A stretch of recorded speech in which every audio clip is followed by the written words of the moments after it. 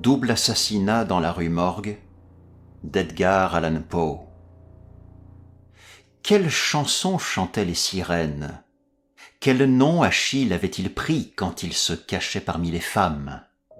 Questions embarrassantes, il est vrai, mais qui ne sont pas situées au-delà de toute conjecture.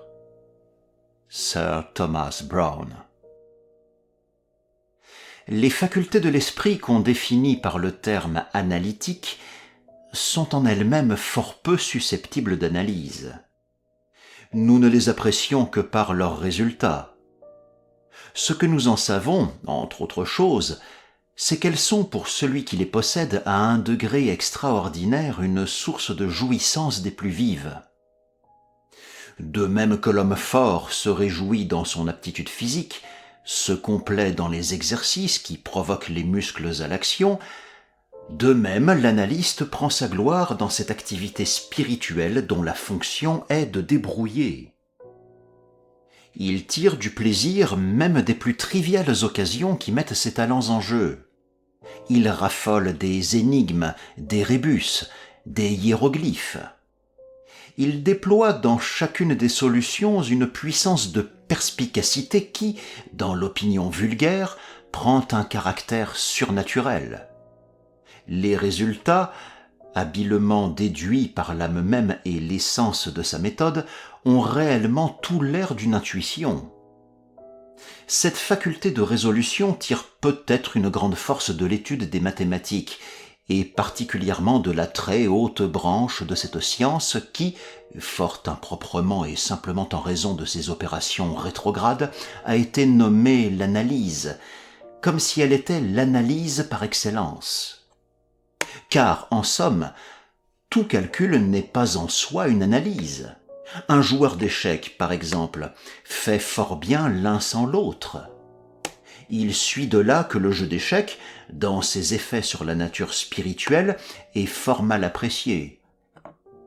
Je ne veux pas écrire ici un traité de l'analyse, mais simplement mettre en tête d'un récit passablement singulier quelques observations jetées tout à fait à l'abandon et qui lui serviront de préface. Je prends donc cette occasion de proclamer que la haute puissance de la réflexion est bien plus activement et plus profitablement exploitée par le modeste jeu de dames que par toute la laborieuse futilité des échecs. Dans ce dernier jeu, où les pièces sont douées de mouvements divers et bizarres, et représentent des valeurs diverses et variées, la complexité est prise, erreur fort commune, pour de la profondeur. L'attention y est puissamment mise en jeu. Si elle se relâche d'un instant, on commet une erreur, d'où il résulte une perte ou une défaite. Comme les mouvements possibles sont non seulement variés mais inégaux en puissance, les chances de pareilles erreurs sont très multipliées. Et dans 9 cas sur 10, c'est le joueur le plus attentif qui gagne, et non pas le plus habile.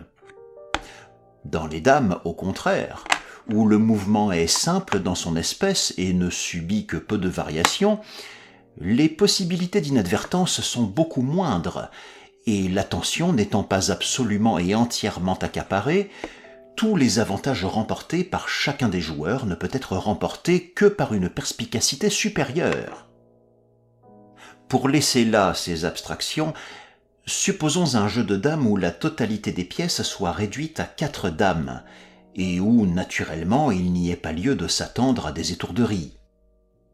Il est évident qu'ici, la victoire ne peut être décidée, les deux parties étant absolument égales, que par une tactique habile, résultat de quelque puissant effort de l'intellect.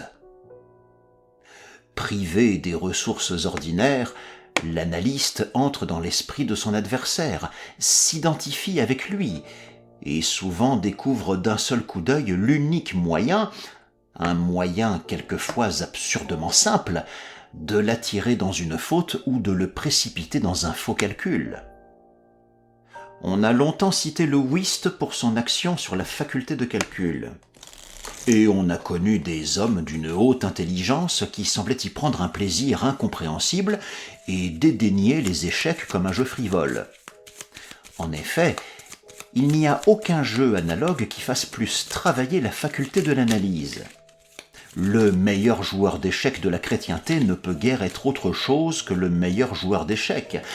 Mais la force au whist implique la puissance de réussir dans toutes les spéculations bien autrement importantes où l'esprit lutte avec l'esprit.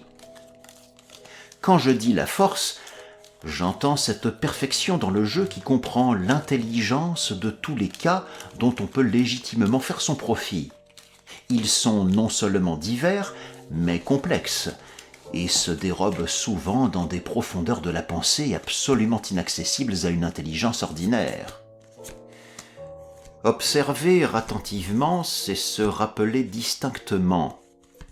Et à ce point de vue, le joueur d'échecs capable d'une attention très intense jouera fort bien au whist, puisque les règles de Hoyle, basées elles-mêmes sur le simple mécanisme du jeu, sont facilement et généralement intelligibles. Aussi, avoir une mémoire fidèle et procéder d'après le livre sont des points qui constituent pour le vulgaire le summum du bien joué. Mais c'est dans les cas situés au-delà de la règle que le talent de l'analyste se manifeste. Il fait en silence une foule d'observations et de déductions. Ses partenaires en font peut-être autant, et la différence d'étendue dans les renseignements ainsi acquis ne gît pas tant dans la validité de la déduction que dans la qualité de l'observation. L'important, le principal, est de savoir ce qu'il faut observer. Notre joueur ne se confine pas dans son jeu, et bien que ce jeu soit l'objet actuel de son attention, il ne rejette pas pour cela les déductions qui naissent d'objets étrangers au jeu.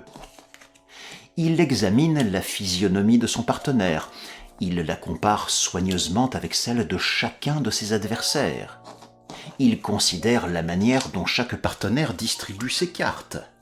Il compte souvent, grâce au regard que laissent échapper les joueurs satisfaits, les atouts et les honneurs, un à un.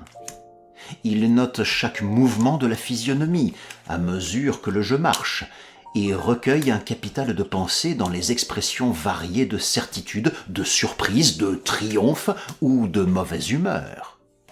À la manière de ramasser une levée, il devine même si la personne en peut faire une autre dans la suite. Il reconnaît ce qui est joué par feinte, à l'air dont c'est jeté sur la table.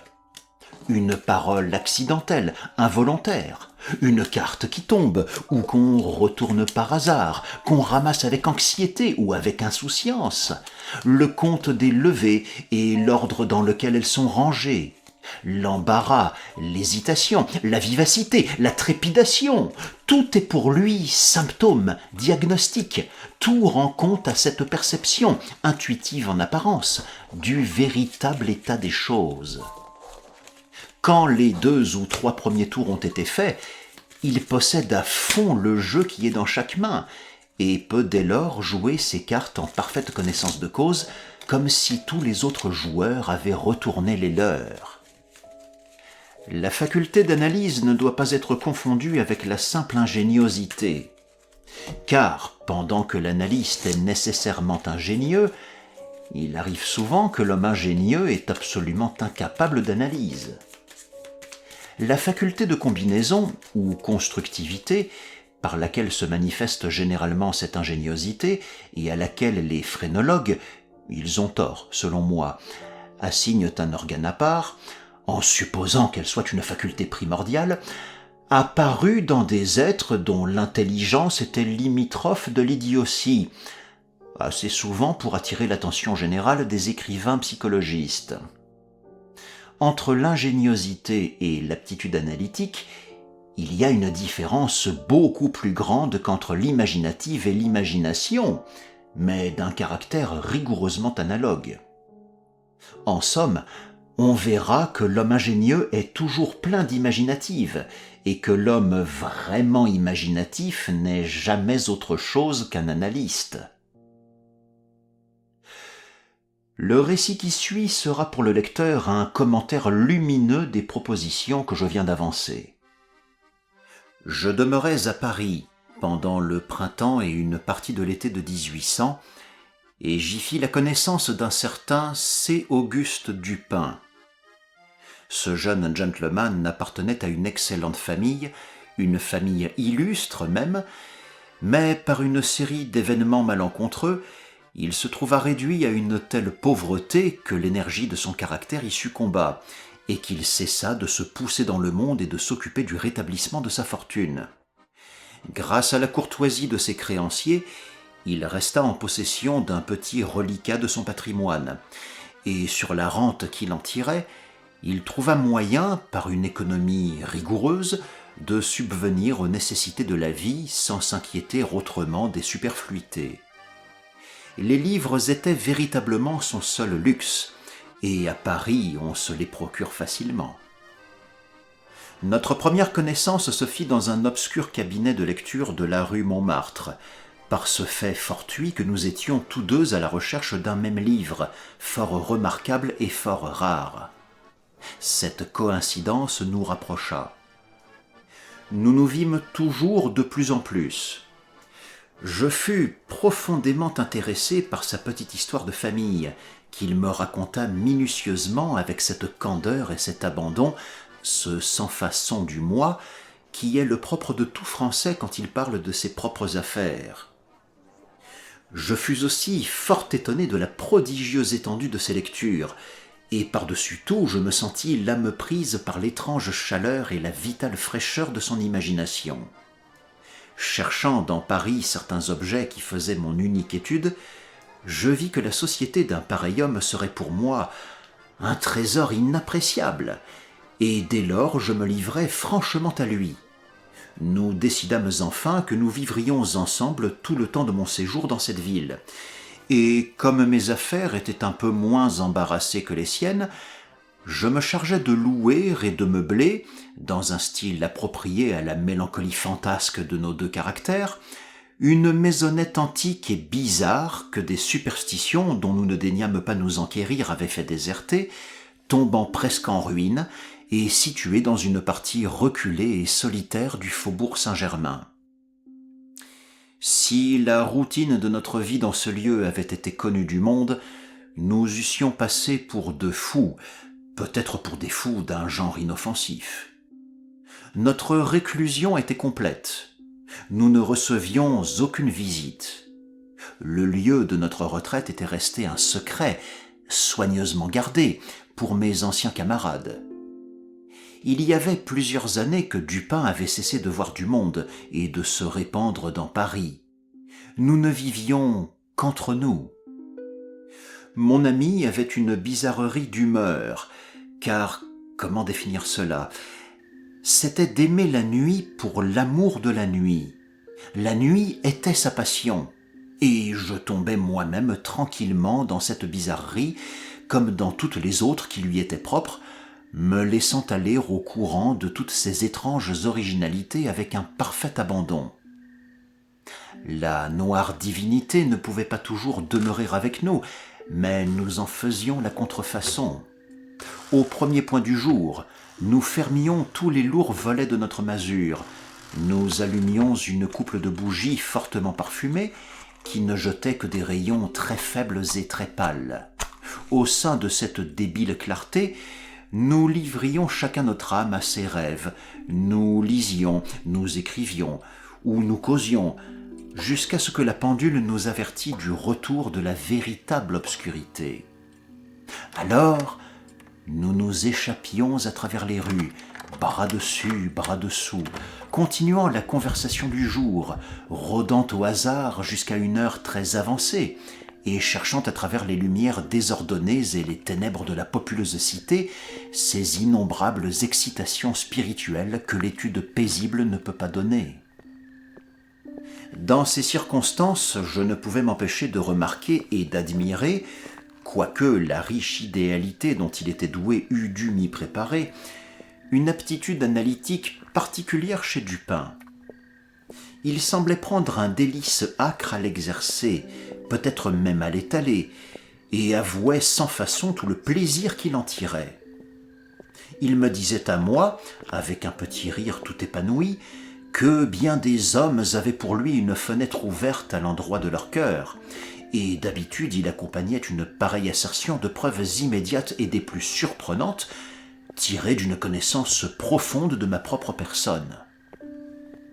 Dans ces moments-là, ses manières étaient glaciales et distraites.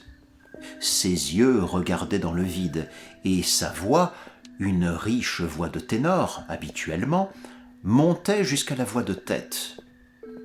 C'eût été de la pétulance, sans l'absolue délibération de son parler et la parfaite certitude de son accentuation. Je l'observais dans ses allures, et je rêvais souvent à la vieille philosophie de l'âme double. Je m'amusais à l'idée d'un Dupin double, un Dupin créateur et un Dupin analyste. Qu'on ne s'imagine pas, d'après ce que je viens de dire, que je vais dévoiler un grand mystère ou écrire un roman.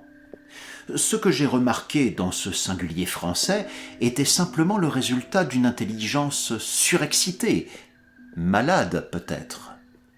Mais un exemple donnera une meilleure idée de la nature de ses observations à l'époque dont il s'agit. Une nuit, nous flânions dans une longue rue sale, avoisinant le palais royal. Nous étions plongés chacun dans nos propres pensées, en apparence du moins, et depuis près d'un quart d'heure, nous n'avions pas soufflé une syllabe. Tout à coup, Dupin lâcha ses paroles. « C'est bien un petit garçon, en vérité, et il serait mieux à sa place au théâtre des variétés. » « Cela ne fait pas l'ombre d'un doute, » répliquai-je sans y penser et sans remarquer d'abord, tant j'étais absorbé, la singulière façon dont l'interrupteur adaptait sa parole à ma propre rêverie. Une minute après, je revins à moi, et mon étonnement fut profond. « Dupin, dis-je très gravement, voilà qui passe mon intelligence. Je vous avoue, sans embâge, que j'en suis stupéfié et que j'en peux à peine croire mes sens. Comment a-t-il pu se faire que vous ayez deviné que je pensais à... » Mais je m'arrêtai pour m'assurer indubitablement qu'il avait réellement deviné à qui je pensais. « À Chantilly, dit-il. Pourquoi vous interrompre ? Vous faisiez en vous-même la remarque que sa petite taille le rendait impropre à la tragédie. »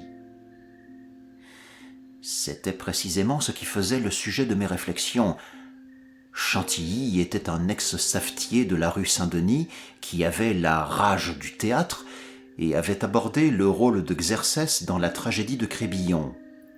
Ses prétentions étaient dérisoires, on en faisait des gorges chaudes. Dites-moi, pour l'amour de Dieu, la méthode, si méthode il y a, à l'aide de laquelle vous avez pu pénétrer mon âme dans le cas actuel. En réalité, j'étais encore plus étonné que je n'aurais voulu le confesser.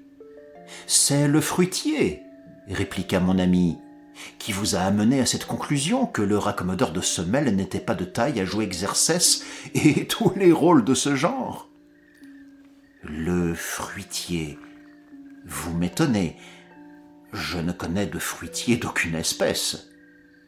L'homme qui s'est jeté contre vous quand nous sommes entrés dans la rue, il y a peut-être un quart d'heure. Je me rappelai alors qu'en effet un fruitier, portant sur sa tête un grand panier de pommes, m'avait presque jeté par terre par maladresse, comme nous passions de la rue C dans l'artère principale où nous étions alors. Mais quel rapport cela avait-il avec Chantilly ? Il m'était impossible de m'en rendre compte. Il n'y avait pas un atome de charlatanerie dans mon ami Dupin. « Je vais vous expliquer cela, dit-il. Et pour que vous puissiez comprendre tout très clairement, nous allons d'abord reprendre la série de vos réflexions, depuis le moment dont je vous parle jusqu'à la rencontre du fruitier en question. Les anneaux principaux de la chaîne se suivent ainsi. Chantilly, Orion, le docteur Nichols, Épicure, la stéréotomie, les pavés, le fruitier. Il est peu de personnes qui ne se soient amusées, à un moment quelconque de leur vie, à remonter le cours de leurs idées et à rechercher par quel chemin leur esprit était arrivé à de certaines conclusions. Souvent, cette occupation est pleine d'intérêt, et celui qui l'essaye pour la première fois est étonné de l'incohérence et de la distance, immense en apparence, entre le point de départ et le point d'arrivée. Qu'on juge donc de mon étonnement quand j'entendis mon Français parler comme il avait fait, et que je fus contraint de reconnaître qu'il avait dit la pure vérité. Il continua. Nous causions de chevaux, si ma mémoire ne me trompe pas, juste avant de quitter la rue C. Ce fut notre dernier thème de conversation. Comme nous passions dans cette rue-ci, un fruitier, avec un gros panier sur la tête, passa précipitamment devant nous, vous jeta sur un tas de pavés amoncelés dans un endroit où la voie est en réparation. Vous avez mis le pied sur une des pierres branlantes, vous avez glissé, vous vous êtes légèrement foulé la cheville, vous avez paru vexé, grognon, vous avez marmotté quelques paroles, vous vous êtes retourné pour regarder le tas, puis vous avez continué votre chemin en silence. Je n'étais pas absolument attentif à tout ce que vous faisiez, mais pour moi, l'observation est devenue, de vieille date, une espèce de nécessité. Vos yeux sont restés attachés sur le sol, surveillant avec une espèce d'irritation les trous et les ornières du pavé, de façon que je voyais bien que vous pensiez toujours aux pierres, jusqu'à ce que nous eûmes atteint le petit passage qu'on nomme le passage Lamartine, où l'on vient de faire l'essai du pavé de bois, un système de blocs unis et solidement assemblés. Ici, votre physionomie s'est éclaircie, j'ai vu vos lèvres remuer, et j'ai deviné, à n'en pas douter, que vous vous murmuriez le mot stéréotomie, un terme appliqué fort prétentieusement à ce genre de pavage. Je savais que vous ne pouviez pas dire stéréotomie sans être induite à penser aux atomes, et de là aux théories d'Épicure.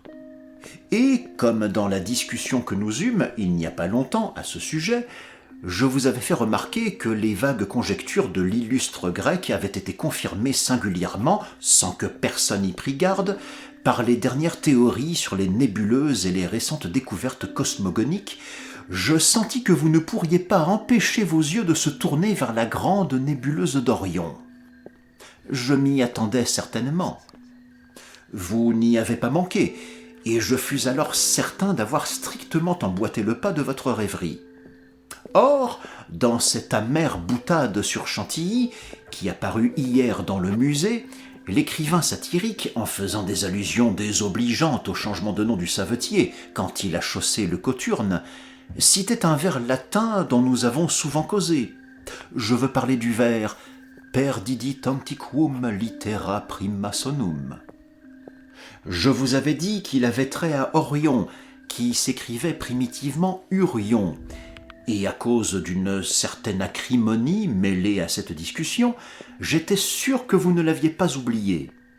Il était clair, dès lors, que vous ne pouviez pas manquer d'associer les deux idées d'Orion et de Chantilly.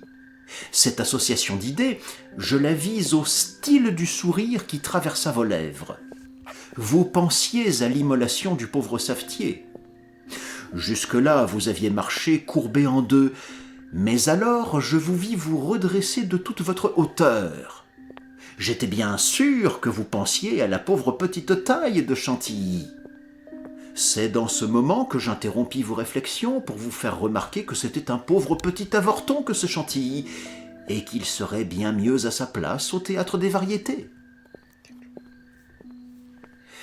Peu de temps après cet entretien, nous parcourions l'édition du soir de la Gazette des Tribunaux, quand les paragraphes suivants attirèrent notre attention. Double assassinat des plus singuliers. Ce matin, vers 3 heures, les habitants du quartier Saint-Roch furent réveillés par une suite de cris effrayants qui semblaient venir du 4e étage d'une maison de la rue Morgue, que l'on savait occuper en totalité par une dame L'Espanay et sa fille, mademoiselle Camille L'Espanay.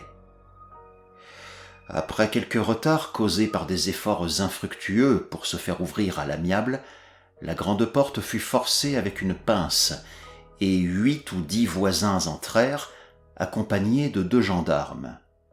Cependant, les cris avaient cessé. Mais au moment où tout ce monde arrivait pêle-mêle au premier étage, on distingua 2 fortes voix, peut-être plus, qui semblaient se disputer violemment et venir de la partie supérieure de la maison. Quand on arriva au second palier, ces bruits avaient également cessé, et tout était parfaitement tranquille. Les voisins se répandirent de chambre en chambre. Arrivés à une vaste pièce située sur le derrière, au 4e étage, et dont on força la porte qui était fermée, avec la clé en dedans, ils se trouvèrent en face d'un spectacle qui frappa tous les assistants d'une terreur non moins grande que leur étonnement. La chambre était dans le plus étrange désordre. Les meubles brisés et éparpillés dans tous les sens.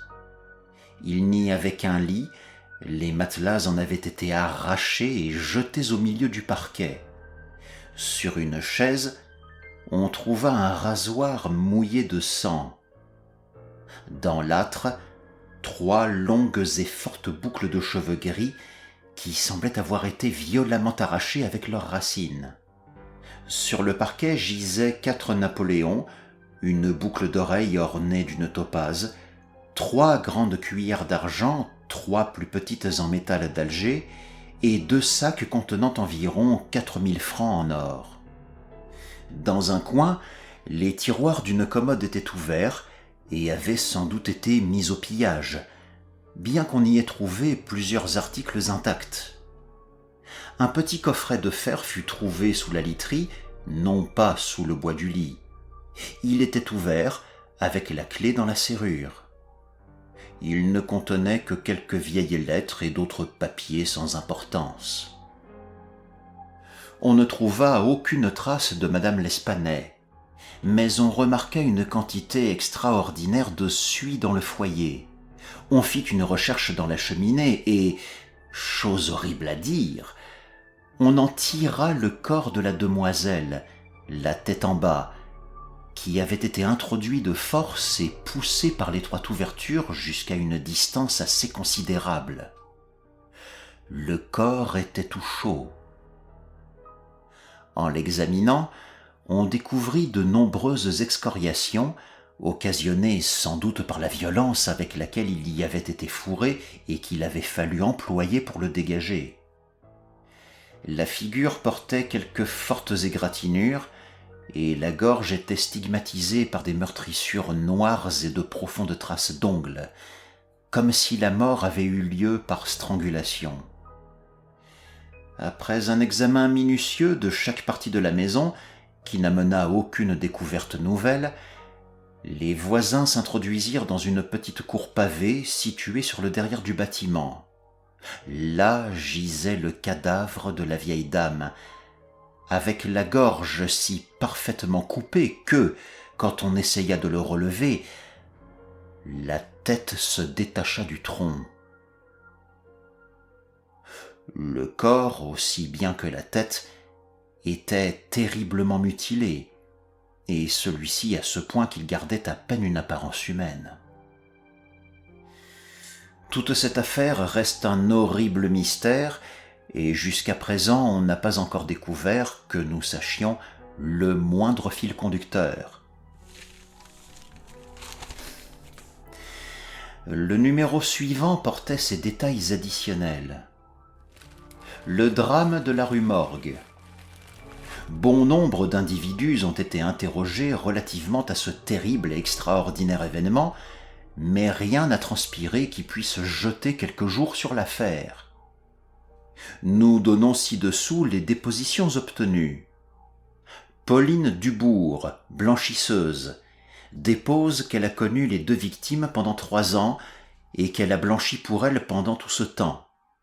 La vieille dame et sa fille semblaient en bonne intelligence, très affectueuses l'une envers l'autre. C'était de bonne paye. Elle ne peut rien dire relativement à leur genre de vie et à leurs moyens d'existence. Elle croit que madame L'Espanais disait la bonne aventure pour vivre. Cette dame passait pour avoir de l'argent de côté.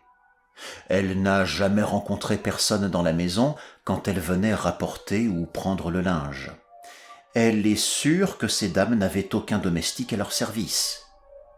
Il lui a semblé qu'il n'y avait de meubles dans aucune partie de la maison, excepté au 4e étage. Pierre Moreau, marchand de tabac, dépose qu'il fournissait habituellement madame L'Espanais et lui vendait de petites quantités de tabac, quelquefois en poudre. Il est né dans le quartier et y a toujours demeuré. La défunte et sa fille occupaient depuis plus de 6 ans la maison où l'on a trouvé leur cadavre. Primitivement, elle était habitée par un bijoutier qui sous-louait les appartements supérieurs à différentes personnes. La maison appartenait à madame L'Espanais. Elle s'était montrée très mécontente de son locataire, qui endommageait les lieux. Elle était venue habiter sa propre maison, refusant d'en louer une seule partie. La bonne dame était en enfance. Le témoin a vu la fille 5 ou 6 fois dans l'intervalle de ces 6 années. Elles menaient toutes deux une vie excessivement retirée. Elles passaient pour avoir de quoi. Il a entendu dire chez les voisins que madame L'Espanais disait la bonne aventure. Il ne le croit pas. Il n'a jamais vu personne franchir la porte, excepté la vieille dame et sa fille, un commissaire 1 ou 2 fois, et un médecin 8 ou 10. Plusieurs autres personnes du voisinage déposent dans le même sens. On ne cite personne comme ayant fréquenté la maison. On ne sait pas si la dame et sa fille avaient des parents vivants. Les volets des fenêtres de face s'ouvraient rarement. Ceux de derrière étaient toujours fermés, excepté aux fenêtres de la grande arrière-pièce du 4e étage. La maison était une assez bonne maison, pas trop vieille. Isidore Muset, gendarme, dépose qu'il a été mis en réquisition vers 3 heures du matin et qu'il a trouvé à la grande porte 20 ou 30 personnes qui s'efforçaient de pénétrer dans la maison. Il l'a forcé avec une baïonnette et non pas avec une pince. Il n'a pas eu grand-peine à l'ouvrir parce qu'elle était à 2 battants et n'était verrouillée ni par en haut ni par en bas. Les cris ont continué jusqu'à ce que la porte fût enfoncée, puis ils ont soudainement cessé. On eût dit les cris d'une ou de plusieurs personnes en proie aux plus vives douleurs. Des cris très hauts, très prolongés, non pas des cris brefs ni précipités. Le témoin a grimpé l'escalier. En arrivant au premier palier, il a entendu 2 voix qui se disputaient très haut et très aigrement. L'une, une voix rude, l'autre beaucoup plus aiguë, une voix très singulière. Il a distingué quelques mots de la première, c'était celle d'un Français. Il est certain que ce n'est pas une voix de femme. Il a pu distinguer les mots sacré et diable. La voix aiguë était celle d'un étranger. Il ne sait pas précisément si c'était une voix d'homme ou de femme. Il n'a pu deviner ce qu'elle disait, mais il présume qu'elle parlait espagnol. Ce témoin rend compte de l'état de la chambre et des cadavres dans les mêmes termes que nous l'avons fait hier. Henri Duval, un voisin et orfèvre de son état, dépose qu'il faisait partie du groupe de ceux qui sont entrés les premiers dans la maison. Confirme généralement le témoignage de Muset.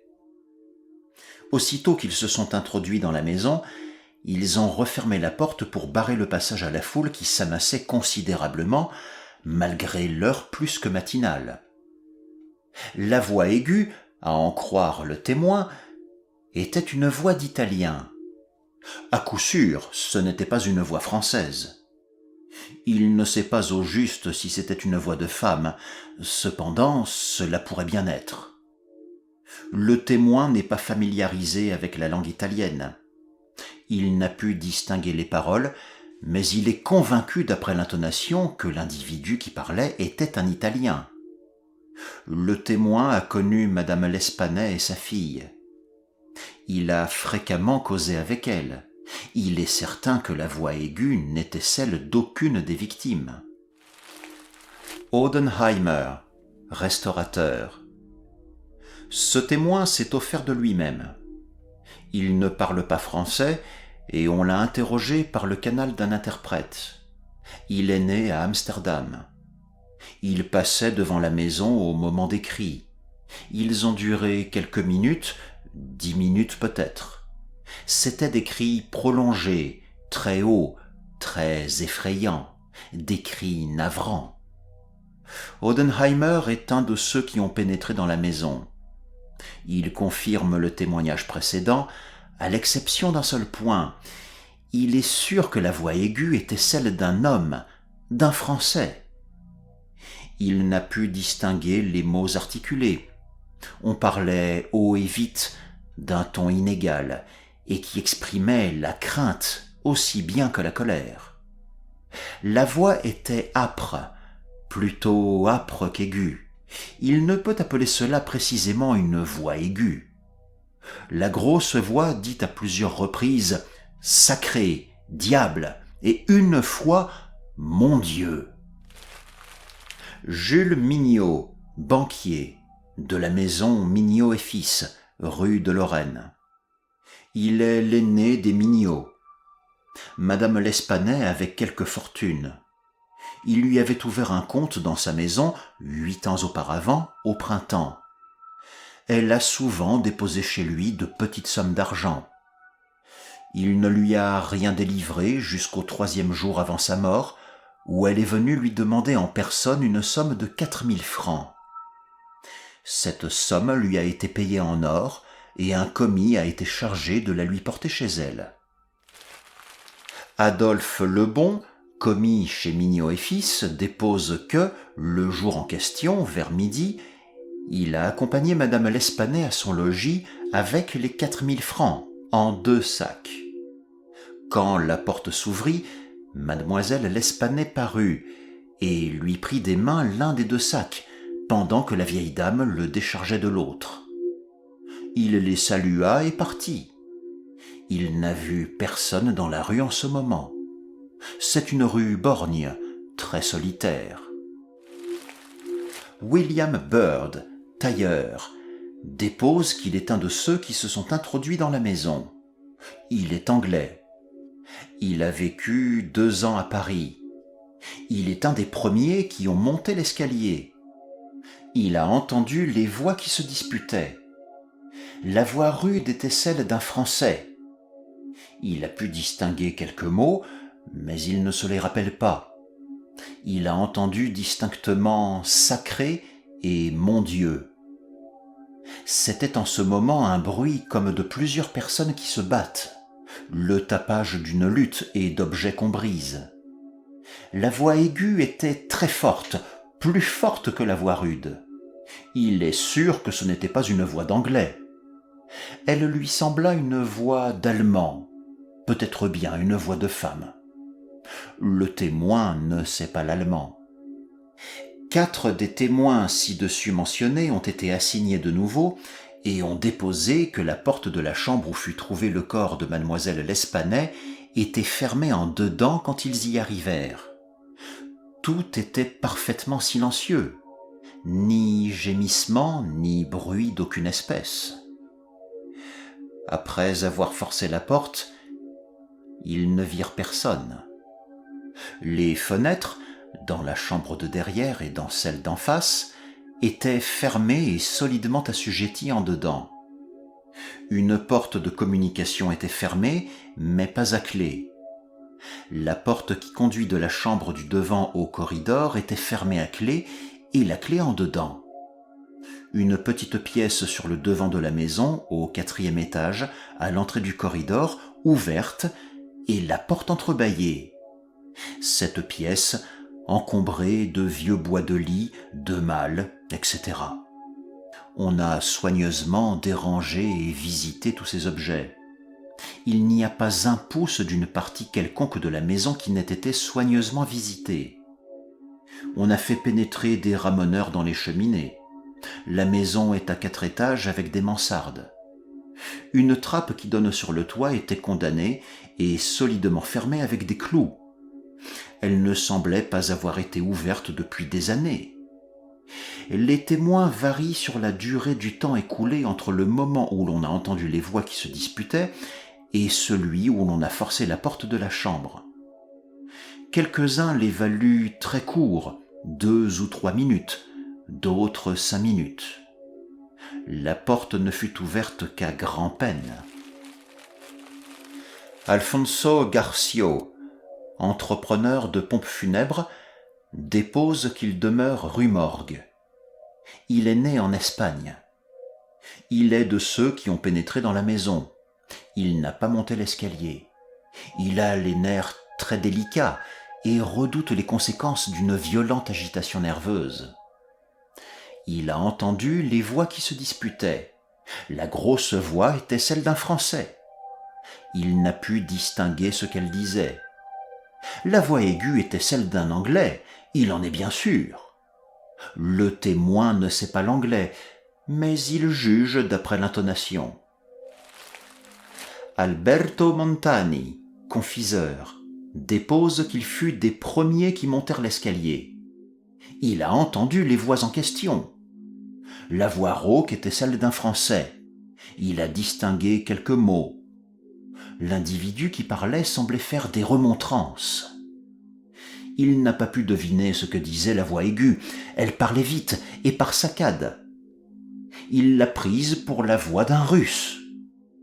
Il confirme en général les témoignages précédents. Il est italien. Il avoue qu'il n'a jamais causé avec un Russe.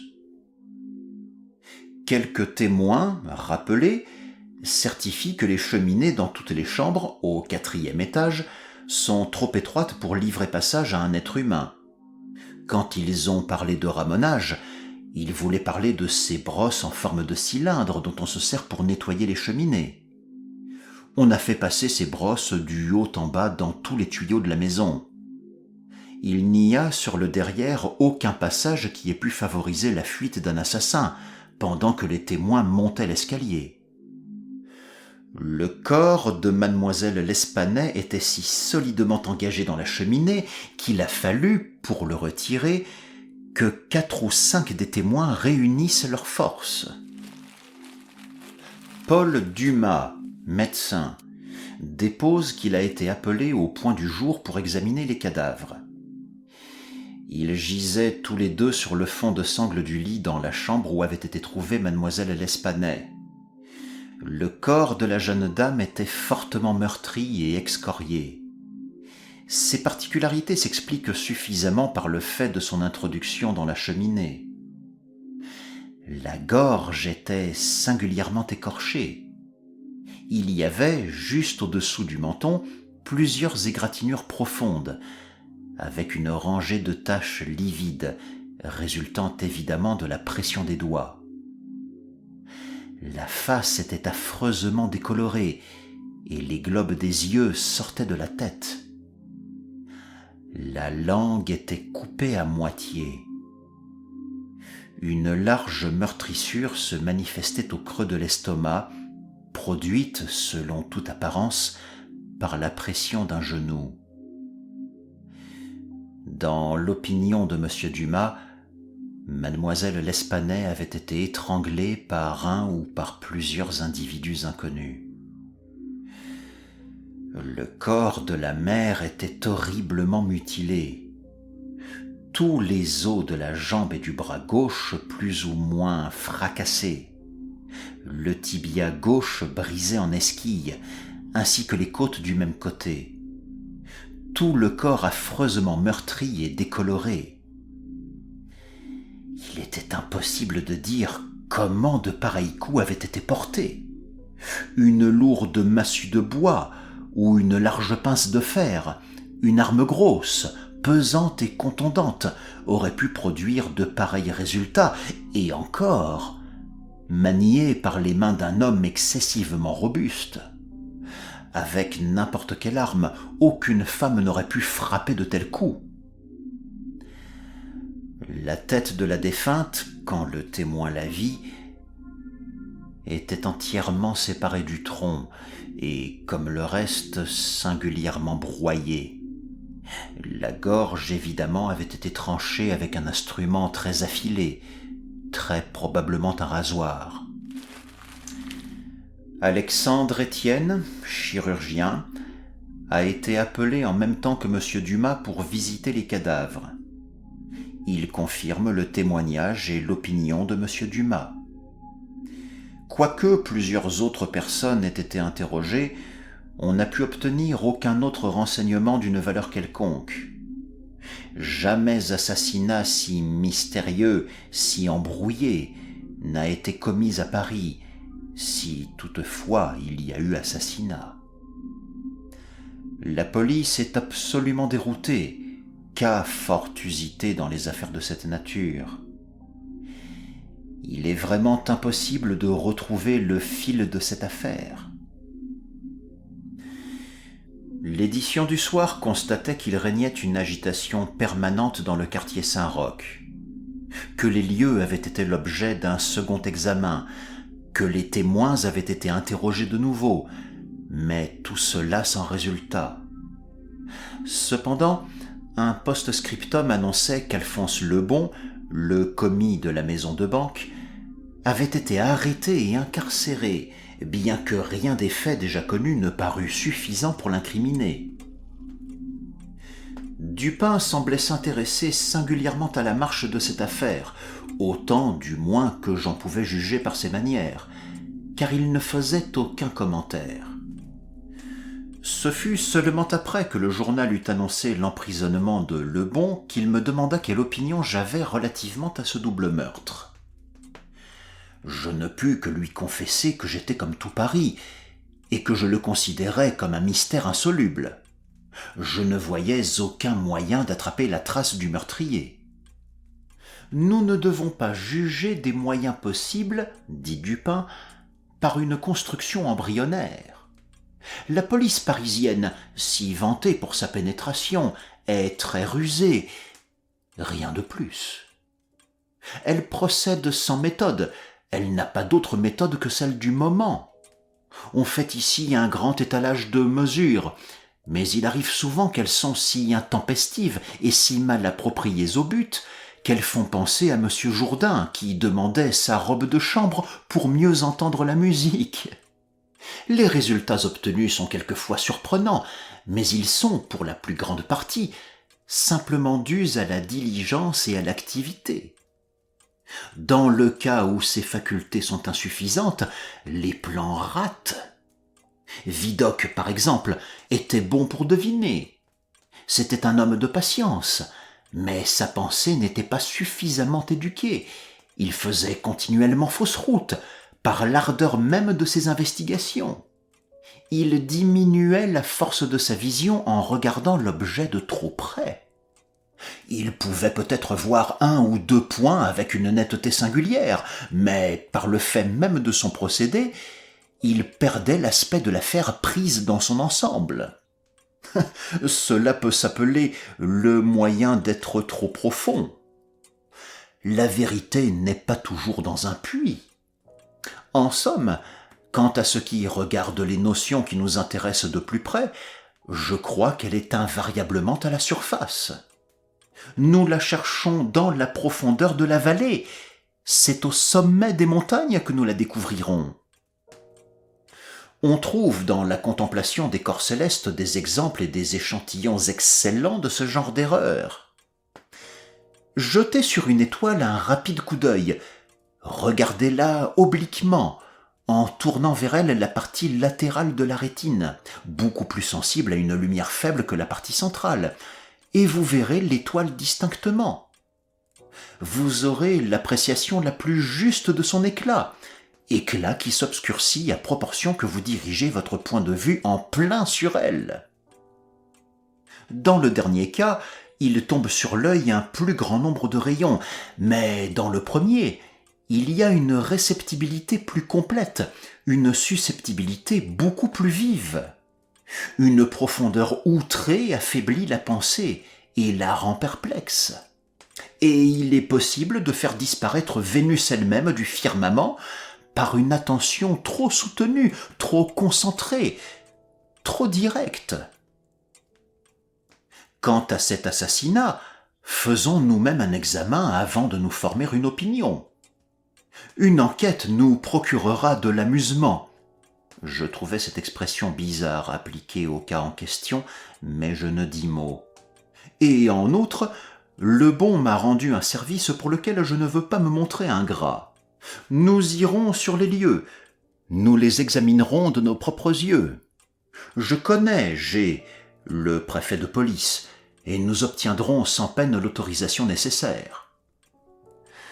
L'autorisation fut accordée et nous allâmes tout droit à la rue Morgue. C'est un de ces misérables passages qui relient la rue Richelieu à la rue Saint-Roch.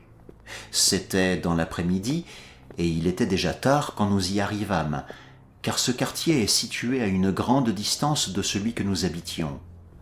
Nous trouvâmes bien vite la maison, car il y avait une multitude de gens qui contemplaient de l'autre côté de la rue les volets fermés, avec une curiosité badaude.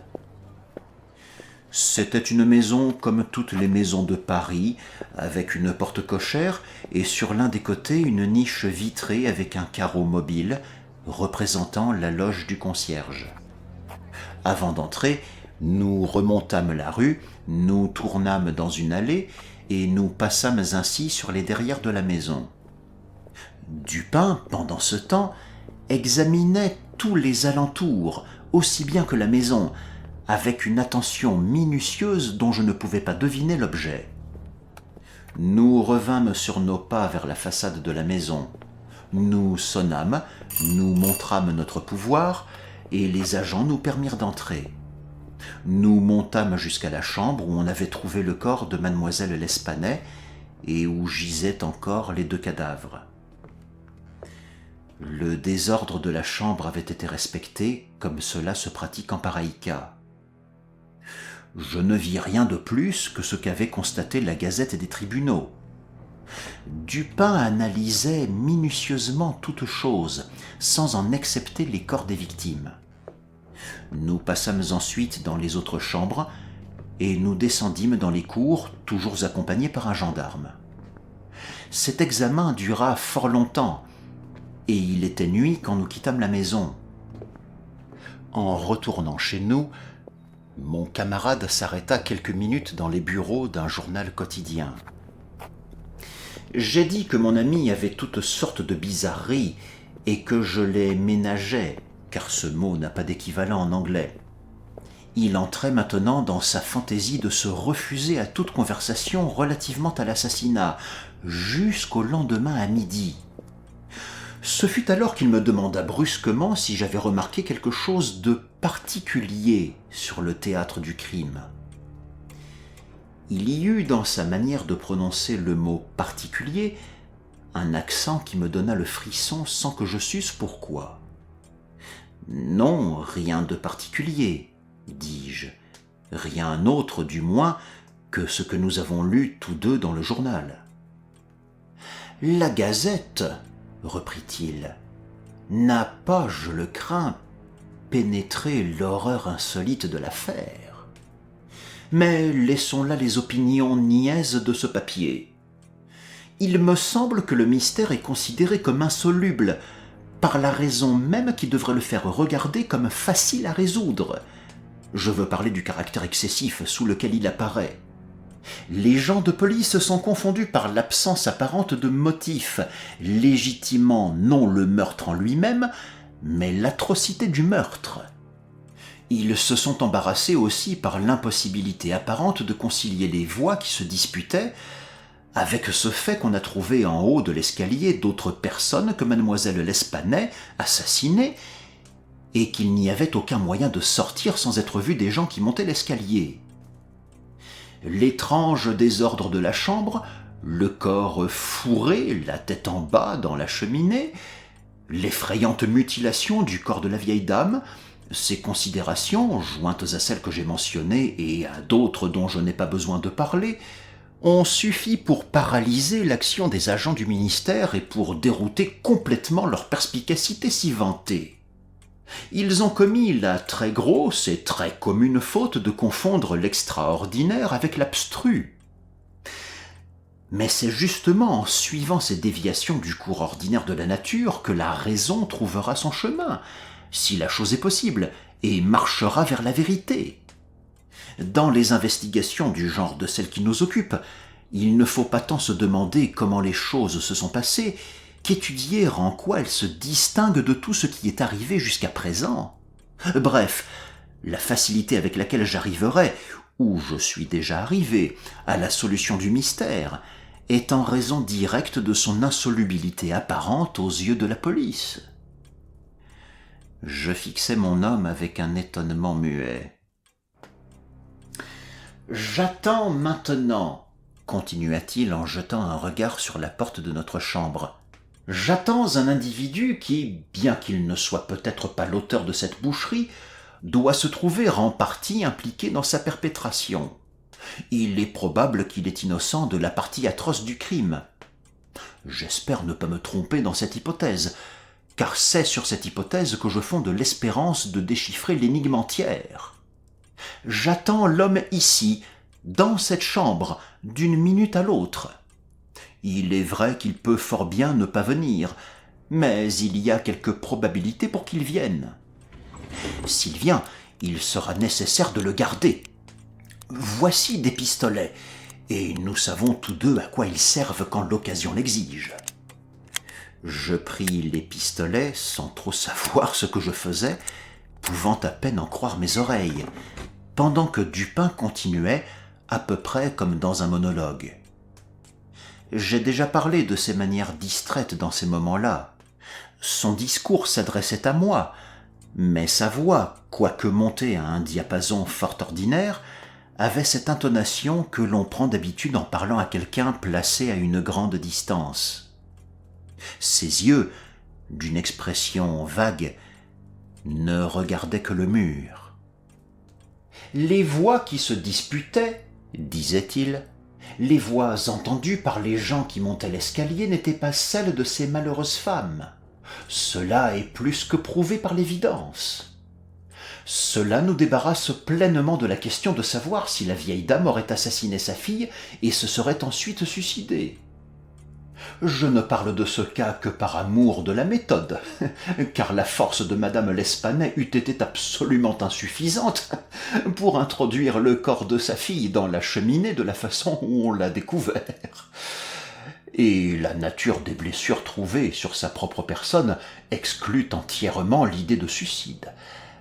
Le meurtre a donc été commis par des tiers, et les voix de ces tiers sont celles qu'on a entendues se quereller. Permettez-moi maintenant d'appeler votre attention, non pas sur les dépositions relatives à ces voix, mais sur ce qu'il y a de particulier dans ces dépositions. Y avez-vous remarqué quelque chose de particulier ? Je remarquai que, pendant que tous les témoins s'accordaient à considérer la grosse voix comme étant celle d'un Français, il y avait un grand désaccord relativement à la voix aiguë, ou, comme l'avait défini un seul individu, à la voix âpre. « Cela constitue l'évidence, dit Dupin, mais non la particularité de l'évidence. Vous n'avez rien observé de distinctif. Cependant, il y avait quelque chose à observer. Les témoins, remarquez-le bien, sont d'accord sur la grosse voix. Là-dessus, il y a unanimité. Mais relativement à la voix aiguë, il y a une particularité.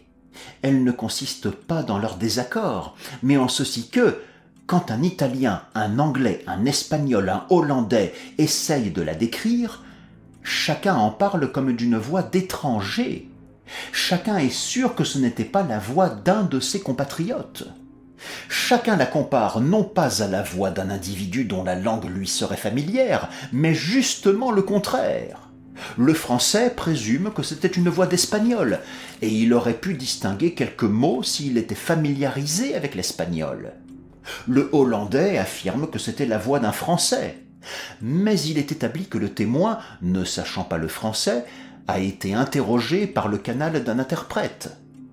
L'anglais pense que c'était la voix d'un Allemand, mais il n'entend pas l'allemand. L'espagnol est positivement sûr que c'était la voix d'un Anglais, mais il en juge uniquement par l'intonation, car il n'a aucune connaissance de l'anglais. L'italien croit à une voix de Russe, mais il n'a jamais causé avec une personne native de Russie. Un autre Français, cependant, dit faire du premier, et il est certain que c'était une voix d'Italien. Mais n'ayant pas la connaissance de cette langue, il fait comme l'espagnol, il tire sa certitude de l'intonation. Or, cette voix était donc bien insolite et bien étrange, qu'on ne put obtenir à son égard que de pareils témoignages. Une voix dans les intonations de laquelle des citoyens des 5 grandes parties de l'Europe n'ont rien pu reconnaître qui leur fût familier. Vous me direz que c'était peut-être la voix d'un Asiatique ou d'un Africain. Les Africains et les Asiatiques n'abondent pas à Paris, mais sans nier la possibilité du cas, j'appellerai simplement votre attention sur 3 points. Un témoin dépeint la voix ainsi, plutôt âpre qu'aiguë. 2 autres en parlent comme d'une voix brève et saccadée. Ces témoins n'ont distingué aucune parole, aucun son ressemblant à des paroles. « Je ne sais pas, continua Dupin, quelle impression j'ai pu faire sur votre entendement. Mais je n'hésite pas à affirmer qu'on peut tirer des déductions légitimes de cette partie même des dépositions, la partie relative aux 2 voix, la grosse voix et la voix aiguë, très insuffisantes en elles-mêmes pour créer un soupçon qui indiquerait la route dans toute investigation ultérieure du mystère. J'ai dit déduction légitime, mais cette expression ne rend pas complètement ma pensée. Je voulais faire entendre que ces déductions sont les seules convenables, et que ce soupçon en surgit inévitablement comme le seul résultat possible. Cependant, de quelle nature est ce soupçon ? Je ne le vous dirai pas immédiatement. Je désire simplement vous démontrer que ce soupçon était plus que suffisant pour donner un caractère décidé, une tendance positive à l'enquête que je voulais faire dans la chambre. Maintenant, transportons-nous en imagination dans cette chambre. Quel sera le premier objet de notre recherche ? Les moyens d'évasion employés par les meurtriers. Nous pouvons affirmer, n'est-ce pas, que nous ne croyons ni l'un ni l'autre aux événements surnaturels. Mesdames l'Espanais n'ont pas été assassinés par les esprits. Les auteurs du meurtre étaient des êtres matériels, et ils ont fui matériellement. Or, comment ? Heureusement, il n'y a qu'une manière de raisonner sur ce point, et cette manière nous conduira à une conclusion positive. Examinons donc un à un les moyens possibles d'évasion. Il est clair que les assassins étaient dans la chambre où l'on a trouvé mademoiselle l'Espanais, ou du moins dans la chambre adjacente quand la foule a monté l'escalier. Ce n'est donc que dans ces 2 chambres que nous avons à chercher des issues. La police a levé les parquets, ouvert les plafonds, sondé la maçonnerie des murs. Aucune issue secrète n'a pu échapper à sa perspicacité. Mais je ne me suis pas fié à ses yeux et j'ai examiné avec les miens. Il n'y a réellement pas d'issue secrète. Les 2 portes qui conduisent des chambres dans le corridor étaient solidement fermées et les clés en dedans. Voyons les cheminées. Celles-ci, qui sont d'une largeur ordinaire jusqu'à une distance de 8 ou 10 pieds au-dessus du foyer, ne livreraient pas au-delà un passage suffisant à un gros chat. L'impossibilité de la fuite, du moins par les voies ci-dessus indiquées, étant donc absolument établie, nous en sommes réduits aux fenêtres. Personne n'a pu fuir par celle de la chambre du devant sans être vu par la foule du dehors. Il a donc fallu que les meurtriers s'échappassent par celle de la chambre de derrière. Maintenant, amenés, comme nous le sommes, à cette conclusion par des déductions aussi irréfragables, nous n'avons pas le droit, en tant que raisonneurs, de la rejeter en raison de son apparente impossibilité. Il ne nous reste donc qu'à démontrer que cette impossibilité apparente n'existe pas en réalité. Il y a 2 fenêtres dans la chambre. L'une des deux n'est pas obstruée par l'ameublement et est restée entièrement visible. La partie inférieure de l'autre est cachée par le chevet du lit, qui est fort massif et qui est poussé tout contre. On a constaté que la première était solidement assujettie en dedans. Elle a résisté aux efforts les plus violents de ceux qui ont essayé de la lever. On avait percé dans son châssis, à gauche, un grand trou avec une vrille, et on y trouva un gros clou enfoncé presque jusqu'à la tête. En examinant l'autre fenêtre, on y a trouvé fiché un clou semblable. Et un vigoureux effort pour lever le châssis n'a pas eu plus de succès que de l'autre côté. La police était dès lors pleinement convaincue qu'aucune fuite n'avait pu s'effectuer par ce chemin. Il fut donc considéré comme superflu de retirer les clous et d'ouvrir les fenêtres. Mon examen fut un peu plus minutieux, et cela par la raison que je vous ai donnée tout à l'heure. C'était le cas, je le savais, où il fallait démontrer que l'impossibilité n'était qu'apparente. Je continuais à raisonner ainsi, a posteriori. Les meurtriers s'étaient évadés par l'une de ces fenêtres. Cela étant, ils ne pouvaient pas avoir réassujetti les châssis en dedans comme on les a trouvés. Considération qui, par son évidence, a borné les recherches de la police dans ce sens-là. Cependant, ces châssis étaient bien fermés. Il faut donc qu'ils puissent se fermer d'eux-mêmes. Il n'y avait pas moyen d'échapper à cette conclusion. J'allais droit à la fenêtre non bouchée, je retirais le clou avec quelque difficulté, et j'essayais de lever le châssis. Il a résisté à tous mes efforts comme je m'y attendais. Il y avait donc, j'en étais sûr maintenant, un ressort caché, et ce fait, corroborant mon idée, me convainquit au moins de la justesse de mes prémices, quelque mystérieuses que m'apparussent toujours les circonstances relatives au clou. Un examen minutieux me fit bientôt découvrir le ressort secret. Je le poussai, et, satisfait de ma découverte, je m'abstins de lever le châssis. Je remis alors le clou en place et l'examinai attentivement. Une personne passant par la fenêtre pouvait l'avoir refermé, et le ressort aurait fait son office, mais le clou n'aurait pas été replacé. Cette conclusion était nette et rétrécissait encore le champ de mes investigations. Il fallait que les assassins se fussent enfuis par l'autre fenêtre. En supposant donc que les ressorts des deux croisées fussent semblables, comme il était probable, il fallait cependant trouver une différence dans les clous, ou au moins dans la manière dont ils avaient été fixés. Je montais sur le fond de sangle du lit et je regardais minutieusement l'autre fenêtre par-dessus le chevet du lit. Je passai ma main derrière, je découvris aisément le ressort et je le fis jouer. Il était, comme je l'avais deviné, identique au premier. Alors, j'examinai le clou. Il était aussi gros que l'autre et fixé de la même manière, enfoncé jusqu'à la tête. Vous direz que j'étais embarrassé, mais si vous avez une pareille pensée, c'est que vous vous êtes mépris sur la nature de mes inductions. Pour me servir d'un terme de jeu, je n'avais pas commis une seule faute. Je n'avais pas perdu la piste un seul instant. Il n'y avait pas une lacune d'un anneau à la chaîne. J'avais suivi le secret jusque dans sa dernière phase, et cette phase, c'était le clou. Il ressemblait, dis-je, sous tous les rapports, à son voisin de l'autre fenêtre, mais ce fait, quelque concluant qu'il fût en apparence, devenait absolument nul en face de cette considération dominante, à savoir que là, à ce clou, finissait le fil conducteur. Il faut, me dis-je, qu'il y ait dans ce clou quelque chose de défectueux.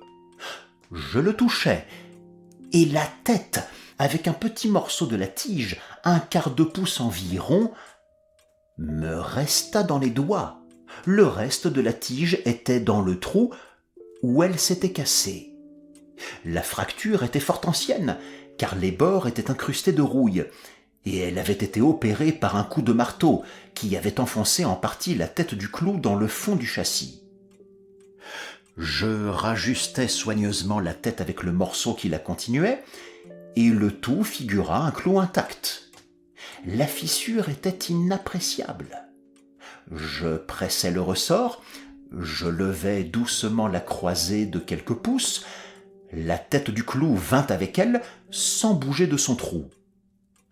Je refermai la croisée et le clou offrit de nouveau le semblant d'un clou complet. Jusqu'ici, l'énigme était débrouillée. L'assassin avait fui par la fenêtre qui touchait au lit. Qu'elle fût retombée d'elle-même après la fuite ou qu'elle eût été fermée par une main humaine, elle était retenue par le ressort, et la police avait attribué cette résistance au clou. Aussi, toute enquête ultérieure avait été jugée superflue. La question maintenant était celle du mode de descente. Sur ce point, j'avais satisfait mon esprit dans notre promenade autour du bâtiment. À 5 pieds et demi environ de la fenêtre en question court une chaîne de paratonnerres. De cette chaîne, il eût été impossible à n'importe qui d'atteindre la fenêtre, à plus forte raison d'entrer. Toutefois, j'ai remarqué que les volets du 4e étage étaient du genre particulier que les menuisiers parisiens appellent ferrades, genre de volet fort peu usité aujourd'hui, mais qu'on rencontre fréquemment dans de vieilles maisons de Lyon et de Bordeaux. Ils sont faits comme une porte ordinaire, porte simple et non pas à double battant, à l'exception que la partie inférieure est façonnée à jour et très hissée, ce qui donne aux mains une excellente prise. Dans le cas en question, ces volets sont larges de 3 bons pieds et demi.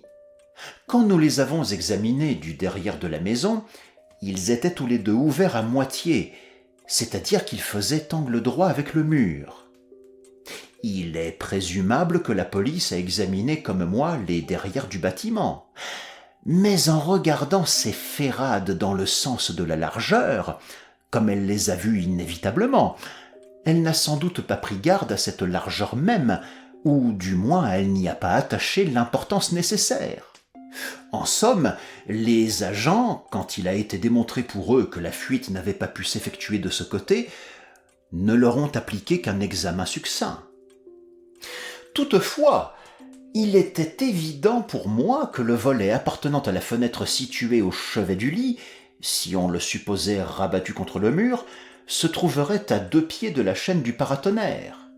Il était clair aussi que, par l'effort d'une énergie et d'un courage insolites, on pouvait, à l'aide de la chaîne, avoir opéré une invasion par la fenêtre. Arrivé à cette distance de 2 pieds et demi, je suppose maintenant le volet complètement ouvert, un voleur aurait pu trouver dans le treillage une prise solide.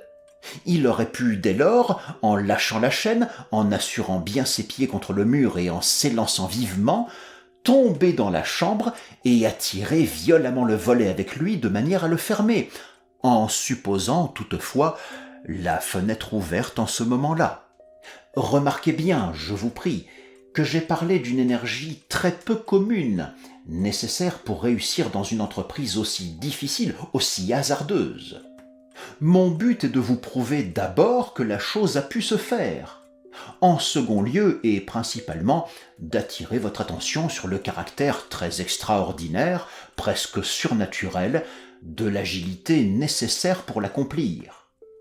Vous direz sans doute, en vous servant de la langue judiciaire, que, pour donner ma preuve a fortiori, je devrais plutôt sous-évaluer l'énergie nécessaire dans ce cas que réclamer son exacte estimation. C'est peut-être la pratique des tribunaux, mais cela ne rentre pas dans les us de la raison. Mon objet final, c'est la vérité. Mon but actuel, c'est de vous induire à rapprocher cette énergie tout à fait insolite de cette voix si particulière, de cette voix aiguë ou âpre, de cette voix saccadée, dont la nationalité n'a pu être constatée par l'accord de 2 témoins, et dans laquelle personne n'a saisi de mots articulés, de syllabisation. À ces mots, une conception vague et embryonnaire de la pensée de Dupin passa dans mon esprit. Il me semblait être sur la limite de la compréhension sans pouvoir comprendre. Comme les gens qui sont quelquefois sur le bord du souvenir et qui cependant ne parviennent pas à se rappeler. Mon ami continua son argumentation. « Vous voyez, dit-il, que j'ai transporté la question du mode de sortie au mode d'entrée. Il était dans mon plan de démontrer qu'elles se sont effectuées de la même manière et sur le même point. Retournons maintenant dans l'intérieur de la chambre. Examinons toutes les particularités. Les tiroirs de la commode, dit-on, ont été mis au pillage, et cependant, on y a trouvé plusieurs articles de toilette intacts. Cette conclusion est absurde. C'est une simple conjecture, une conjecture passablement niaise, et rien de plus. Comment pouvons-nous savoir que les articles trouvés dans les tiroirs ne représentent pas tout ce que les tiroirs contenaient ? Madame L'Espanais et sa fille menaient une vie excessivement retirée, ne voyaient pas le monde, sortaient rarement, avaient donc peu d'occasion de changer de toilette. Ce qu'on a trouvé était au moins d'aussi bonne qualité qu'aucun de ceux que possédaient vraisemblablement ces dames. Et, si un voleur en avait pris quelques-uns, pourquoi n'aurait-il pas pris les meilleurs ? Pourquoi ne les aurait-il pas tous pris ? Bref, pourquoi aurait-il abandonné les 4000 francs en or pour s'empêtrer d'un paquet de linge ? L'or a été abandonné. La presque totalité de la somme désignée par le banquier Mignot a été trouvée sur le parquet, dans les sacs. Je tiens donc à écarter de votre pensée l'idée saugrenue d'un intérêt, idée engendrée dans le cerveau de la police par les dépositions qui parlent d'argent délivrées à la porte même de la maison. Des coïncidences 10 fois plus remarquables que celle-ci, la livraison de l'argent et le meurtre commis 3 jours après sur le propriétaire, se présentent dans chaque heure de notre vie sans attirer notre attention, même une minute. En général, les coïncidences sont de grosses pierres d'achoppement dans la route de ces pauvres penseurs mal éduqués qui ne savent pas le premier mot de la théorie des probabilités, théorie à laquelle le savoir humain doit ses plus glorieuses conquêtes et ses plus belles découvertes. Dans le cas présent, si l'or avait disparu, le fait qu'il avait été délivré 3 jours auparavant en créerait quelque chose de plus qu'une coïncidence. Cela corroborerait l'idée d'intérêt. Mais dans les circonstances réelles où nous sommes placés, si nous supposons que l'or a été le mobile de l'attaque, il nous faut supposer ce criminel assez indécis et assez idiot pour oublier à la fois son or et le mobile qui l'a fait agir. Mettez donc bien dans votre esprit les points sur lesquels j'ai attiré votre attention. Cette voix particulière, cette agilité sans pareille et cette absence frappante d'intérêt dans un meurtre aussi singulièrement atroce que celui-ci. Maintenant, examinons la boucherie en elle-même. Voilà une femme étranglée par la force des mains et introduite dans une cheminée, la tête en bas. Des assassins ordinaires n'emploient pas de pareils procédés pour tuer. Encore moins cachent-ils ainsi les cadavres de leurs victimes. Dans cette façon de fourrer le corps dans la cheminée, vous admettrez qu'il y a quelque chose d'excessif et de bizarre, quelque chose d'absolument inconciliable avec tout ce que nous connaissons en général des actions humaines, même en supposant que les auteurs fussent les plus pervertis des hommes. Songez aussi quelle force prodigieuse il a fallu pour pousser ce corps dans une pareille ouverture, et l'y pousser si puissamment que les efforts réunis de plusieurs personnes furent à peine suffisants pour l'en retirer. Portons maintenant notre attention sur d'autres indices de cette vigueur merveilleuse. Dans le foyer, on a trouvé des mèches de cheveux, des mèches très épaisses de cheveux gris. Ils ont été arrachés avec leurs racines. Vous savez quelle puissante force il faut pour arracher seulement de la tête 20 ou 30 cheveux à la fois. Vous avez vu les mèches en question, aussi bien que moi. À leurs racines grumelées, Affreux spectacle. Adhéraient des fragments de cuir chevelu, preuve certaine de la prodigieuse puissance qu'il a fallu déployer pour déraciner peut-être 500 000 cheveux d'un seul coup. Non seulement le cou de la vieille dame était coupé, mais la tête absolument séparée du corps. L'instrument était un simple rasoir. Je vous prie de remarquer cette férocité bestiale. Je ne parle pas des meurtrissures du corps de madame L'Espanay. Monsieur Dumas et son honorable confrère, monsieur Étienne, ont affirmé qu'elles avaient été produites par un instrument contondant. Et en cela, ces messieurs furent tout à fait dans le vrai. L'instrument contondant a été évidemment le pavé de la cour sur lequel la victime est tombée de la fenêtre qui donne sur le lit. Cette idée, quelque simple qu'elle apparaisse maintenant, a échappé à la police par la même raison qui l'a empêché de remarquer la largeur des volets. Parce que, grâce à la circonstance des clous, sa perception était hermétiquement bouchée à l'idée que les fenêtres eussent jamais pu être ouvertes. Si maintenant, subsidiairement, vous avez convenablement réfléchi au désordre bizarre de la chambre, nous sommes allés assez avant pour combiner les idées d'une agilité merveilleuse, d'une férocité bestiale, d'une boucherie sans motif, d'une grotesquerie dans l'horrible absolument étrangère à l'humanité, et d'une voix dont l'accent est inconnu à l'oreille d'hommes de plusieurs nations, d'une voix dénuée de toute syllabisation distincte et intelligible. Or, pour vous, qu'en ressort-il ? Quelle impression ai-je faite sur votre imagination ? Je sentis un frisson courir dans ma chair quand Dupin me fit cette question. Un fou, dis-je, aura commis ce meurtre. Quelque maniaque furieux échappé à une maison de santé du voisinage. Pas trop mal, répliqua-t-il. Votre idée est presque applicable. Mais les voix des fous, même dans leur plus sauvage paroxysme, ne sont jamais accordées avec ce qu'on dit de cette singulière voix entendue dans l'escalier. Les fous font partie d'une nation quelconque, et leur langage, pour incohérent qu'il soit dans les paroles, est toujours syllabifié. En outre, le cheveu d'un fou ne ressemble pas à celui que je tiens maintenant dans ma main. J'ai dégagé cette petite touffe des doigts rigides et crispés de madame L'Espanay. Dites-moi ce que vous en pensez. Dupin, dis-je complètement bouleversé, ces cheveux sont bien extraordinaires. Ce ne sont pas là des cheveux humains.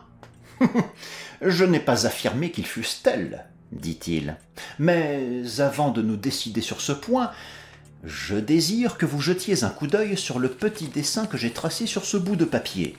C'est un fac-similé qui représente ce que certaines dépositions définissent les meurtrissures noirâtres et les profondes marques d'ongles trouvées sur le cou de mademoiselle L'Espanay, et que messieurs Dumas et Étienne appellent une série de taches livides, évidemment causées par l'impression des doigts. « Vous voyez, continua mon ami en déployant le papier sur la table, que ce dessin donne l'idée d'une poigne solide et ferme. Il n'y a pas d'apparence que les doigts aient glissé. Chaque doigt a gardé, peut-être jusqu'à la mort de la victime, la terrible prise qu'il s'était faite et dans laquelle il s'est moulé. Essayez maintenant de placer tous vos doigts en même temps, chacun dans la marque analogue que vous voyez. » J'essayais, mais inutilement. « Il est possible, dit Dupin, que nous ne fassions pas cette expérience d'une manière décisive. Le papier est déployé sur une surface plane, et la gorge humaine est cylindrique. Voici un rouleau de bois, dont la circonférence est à peu près celle d'un cou. Étalez le dessin tout autour, et recommencez l'expérience. » J'obéis. Mais la difficulté fut encore plus évidente que la première fois. Ceci, dis-je, n'est pas la trace d'une main humaine. Maintenant, dit Dupin, lisez ce passage de Cuvier. C'était l'histoire minutieuse, anatomique et descriptive du grand orang-outan fauve des îles de l'Inde orientale. Tout le monde connaît suffisamment la gigantesque stature, la force et l'agilité prodigieuses, la férocité sauvage et les facultés d'imitation de ce mammifère. Je compris d'un seul coup tout l'horrible du meurtre. La description des doigts, dis-je quand j'eus fini la lecture, s'accorde parfaitement avec le dessin.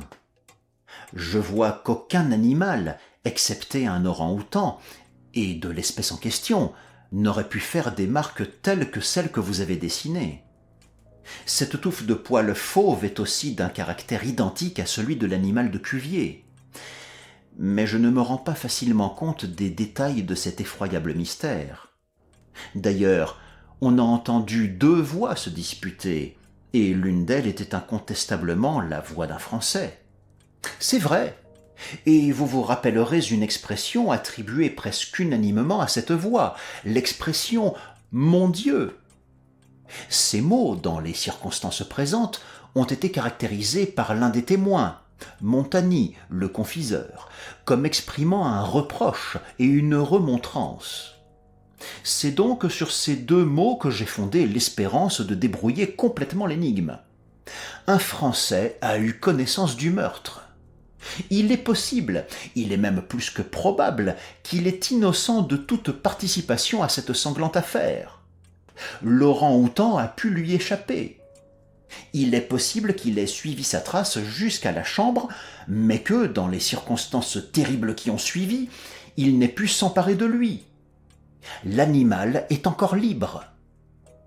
Je ne poursuivrai pas ces conjectures, je n'ai pas le droit d'appeler ces idées d'un autre nom, puisque les ombres de réflexion qui leur servent de base sont d'une profondeur à peine suffisante pour être appréciées par ma propre raison, et que je ne prétendrai pas qu'elles fussent appréciables pour une autre intelligence.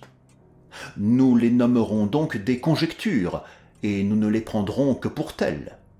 Si le Français en question est, comme je le suppose, innocent de cette atrocité, cette annonce que j'ai laissée hier au soir, pendant que nous retournions au logis, dans les bureaux du journal Le Monde, feuille consacrée aux intérêts maritimes et très recherchée par les marins, l'amènera chez nous. Il me tendit un papier et je lus. Avis. On a trouvé dans le bois de Boulogne, le matin du courant, c'était le matin de l'assassinat, de fort bonne heure, un énorme orang-outan fauve de l'espèce de Bornéo. Le propriétaire, qu'on sait être un marin appartenant à l'équipage d'un navire maltais, peut retrouver l'animal après en avoir donné un signalement satisfaisant et rembourser quelques frais à la personne qui s'en est emparée et qui l'a gardé. S'adresser rue, numéro, Faubourg Saint-Germain, au 3e. « Comment avez-vous pu, demandai-je à Dupin, savoir que l'homme était un marin et qu'il appartenait à un navire maltais ? » « Je ne le sais pas, dit-il. Je n'en suis pas sûr. Voici toutefois un petit morceau de ruban qui, j'en juge par sa forme et son aspect graisseux, a évidemment servi à nouer les cheveux en une de ces longues queues qui rendent les marins si fiers et si faraud. En outre, ce nœud est un de ceux que peu de personnes savent faire, excepté les marins, et il est particulier aux Maltais. J'ai ramassé le ruban au bas de la chaîne du paratonnerre. Il est impossible qu'il ait appartenu à l'une des 2 victimes. Après tout, si je me suis trompé en induisant de ce ruban que le Français est un marin appartenant à un navire maltais, je n'aurais fait de mal à personne avec mon annonce. Si je suis dans l'erreur, il supposera simplement que j'ai été fourvoyé par quelque circonstance dont il ne prendra pas la peine de s'enquérir. Mais si je suis dans le vrai, il y a un grand point de gagné. Le Français qui a connaissance du meurtre, bien qu'il en soit innocent, hésitera naturellement à répondre à l'annonce, à réclamer son orang-outan. Il raisonnera ainsi. Je suis innocent, je suis pauvre, mon orang-outan est d'un grand prix. C'est presque une fortune dans une situation comme la mienne. Pourquoi le perdrais-je par quelques niaises appréhensions de danger? Le voilà, il est sous ma main. On l'a trouvé dans le bois de Boulogne, à une grande distance du théâtre du meurtre. Soupçonnera-t-on jamais qu'une bête brute ait pu faire le coup? La police est dépistée, elle n'a pu retrouver le plus petit fil conducteur. Quand même on serait sur la piste de l'animal, il serait impossible de me prouver que j'ai eu connaissance de ce meurtre, ou de m'incriminer en raison de cette connaissance. Enfin, et avant tout, je suis connu. Le rédacteur de l'annonce me désigne comme le propriétaire de la bête, mais je ne sais pas jusqu'à quel point s'étend sa certitude. Si j'évite de réclamer une propriété d'une aussi grosse valeur, qui est connue pour m'appartenir, je puis attirer sur l'animal un dangereux soupçon. Ce serait de ma part une mauvaise politique d'appeler l'attention sur moi ou sur la bête. Je répondrai décidément à l'avis du journal, je reprendrai mon orang-outan et je l'enfermerai solidement jusqu'à ce que cette affaire soit oubliée. En ce moment, nous entendîmes un pas qui monta l'escalier. « Apprêtez-vous, dit Dupin. Prenez vos pistolets, mais ne vous en servez pas. Ne les montrez pas avant un signal de moi. » On avait laissé ouverte la porte cochère, et le visiteur était entré sans sonner et avait gravi plusieurs marches de l'escalier. Mais on eût dit maintenant qu'il hésitait. Nous l'entendions redescendre. Dupin se dirigea vivement vers la porte quand nous l'entendîmes qui remontait. Cette fois, il ne battit pas en retraite, mais s'avança délibérément et frappa à la porte de notre chambre. « Entrez !» dit Dupin d'une voix gaie et cordiale. Un homme se présenta. C'était évidemment un marin, un grand, robuste et musculeux individu, avec une expression d'audace de tous les diables qui n'était pas du tout déplaisante. Sa figure, fortement hâlée, était plus qu'à moitié cachée par les favoris et les moustaches. Il portait un gros bâton de chêne, mais ne semblait pas autrement armé. Il nous salua gauchement et nous souhaita le bonsoir avec un accent français qui, bien que légèrement bâtardé de Suisse, rappelait suffisamment une origine parisienne. « Asseyez-vous, mon ami, » dit Dupin. « Je suppose que vous venez pour votre orang-outan. Sur ma parole, je vous l'envie presque. Il est remarquablement beau, et c'est sans doute une bête d'un grand prix. Quel âge lui donnez-vous bien ?» Le matelot aspira longuement, de l'air d'un homme qui se trouve soulagé d'un poids intolérable, et répliqua d'une voix assurée. « Je ne saurais trop vous dire. Cependant, il ne peut guère avoir plus de 4 ou 5 ans. Est-ce que vous l'avez ici ? » ?»« Oh non, nous n'avions pas de lieu commode pour l'enfermer. Il est dans une écurie de manège près d'ici, rue du Bourg. Vous pourrez la voir demain matin. Ainsi, vous êtes en mesure de prouver votre droit de propriété. »« Oui, monsieur, certainement. »« Je serais vraiment peiné de m'en séparer, » dit Dupin. « Je n'entends pas, » dit l'homme, « que vous ayez pris tant de peine pour rien. Je n'y ai pas compté.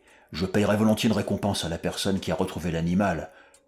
Une récompense raisonnable, s'entend. »« Fort bien, » répliqua mon ami. « Tout cela est fort juste, en vérité. Voyons, que donneriez-vous bien ? Ah, je vais vous le dire. Voici quelle sera ma récompense. Vous me raconterez tout ce que vous savez relativement aux assassinats de la rue Morgue. » Dupin prononça ces derniers mots d'une voix très basse et fort tranquillement. Il se dirigea vers la porte avec la même placidité, la ferma et mit la clé dans sa poche. Il tira alors un pistolet de son sein et le posa sans le moindre émoi sur la table. La figure du marin devint pourpre, comme s'il en était aux agonies d'une suffocation. Il se dressa sur ses pieds et saisit son bâton. Mais une seconde après, il se laissa retomber sur son siège, tremblant violemment et la mort sur le visage. Il ne pouvait articuler une parole. Je le plaignais du plus profond de mon cœur. « Mon ami, dit Dupin, d'une voix pleine de bonté, vous vous alarmez sans motif, je vous assure. Nous ne voulons vous faire aucun mal. Sur mon honneur de galant homme et de Français, nous n'avons aucun mauvais dessein contre vous. Je sais parfaitement que vous êtes innocent des horreurs de la rue Morgue. Cependant, cela ne veut pas dire que vous n'y soyez pas quelque peu impliqué. Le peu que je vous ai dit doit vous prouver que j'ai sur cette affaire des moyens d'information dont vous ne vous seriez jamais douté. Maintenant, la chose est claire pour nous. Vous n'avez rien fait que vous ayez pu éviter, rien à coup sûr qui vous rende coupable. Vous auriez pu voler impunément. Vous n'avez même pas été coupable de vol. Non. Vous n'avez rien à cacher. Vous n'avez aucune raison de cacher quoi que ce soit. D'un autre côté, vous êtes contraint par tous les principes de l'honneur à confesser tout ce que vous savez. Un homme innocent est actuellement en prison, accusé du crime dont vous pouvez indiquer l'auteur. Pendant que Dupin prononçait ces mots, le matelot avait recouvré en grande partie sa présence d'esprit. Mais toute sa première hardiesse avait disparu. « Oh, que Dieu me soit en aide !» dit-il après une petite pause. « Je vous dirai tout ce que je sais sur cette affaire, mais je n'espère pas que vous en croyiez la moitié. Je serais vraiment sot si je l'espérais. Cependant, je suis innocent, et je dirai tout ce que j'ai sur le cœur, quand même il m'en coûterait la vie. » Voici en substance ce qu'il nous raconta. Il avait fait dernièrement un voyage dans l'archipel indien. Une bande de matelots, dont il faisait partie, débarqua à Bornéo et pénétra dans l'intérieur pour y faire une excursion d'amateurs. Lui et un de ses camarades avaient pris l'orang-outan. Ce camarade mourut, et l'animal devint donc sa propriété exclusive, à lui. Après bien des embarras causés par l'indomptable férocité du captif pendant la traversée, il réussit à la longue à le loger sûrement dans sa propre demeure à Paris, et, pour ne pas attirer sur lui-même l'insupportable curiosité des voisins, il avait soigneusement enfermé l'animal jusqu'à ce qu'il l'eût guéri d'une blessure au pied qu'il s'était faite à bord avec une esquille. Son projet, finalement, était de le vendre. Comme il revenait une nuit, ou plutôt un matin, le matin du meurtre, d'une petite orgie de matelots, il trouva la bête installée dans sa chambre à coucher. Elle s'était échappée du cabinet voisin, où il la croyait solidement enfermée. Un rasoir à la main et toute barbouillée de savon, elle était assise devant un miroir et essayait de se raser, comme sans doute elle l'avait vu faire à son maître en l'épillant par le trou de la serrure. Terrifié en voyant une arme si dangereuse dans les mains d'un animal aussi féroce, parfaitement capable de s'en servir, l'homme, pendant quelques instants, n'avait su quel parti prendre. D'habitude, il avait dompté l'animal, même dans ses accès les plus furieux, par les coups de fouet, et il voulut y recourir cette fois encore. Mais en voyant le fouet, l'orang-outan bondit à travers la porte de la chambre, dégringola par les escaliers, et profitant d'une fenêtre ouverte par malheur, il se jeta dans la rue. Le Français, désespéré, poursuivit le singe. Celui-ci, tenant toujours son rasoir d'une main, s'arrêtait de temps en temps, se retournait et faisait des grimaces à l'homme qui le poursuivait, jusqu'à ce qu'il se vît près d'être atteint, puis il reprenait sa course. Cette chasse dura ainsi un bout de temps. Les rues étaient profondément tranquilles, et il pouvait être 3 heures du matin. En traversant un passage derrière la rue Morgue, l'attention du fugitif fut attirée par une lumière qui partait de la fenêtre de madame L'Espanay, au 4e étage de sa maison. Il se précipita vers le mur, il aperçut la chaîne du paratonnerre, y grimpa avec une inconcevable agilité, saisit le volet, qui était complètement rabattu contre le mur, et en s'appuyant dessus, il s'élança droit sur le chevet du lit. Toute cette gymnastique ne dura pas 1 minute. Le volet avait été repoussé contre le mur par le bond que l'orang-outan avait fait en se jetant dans la chambre.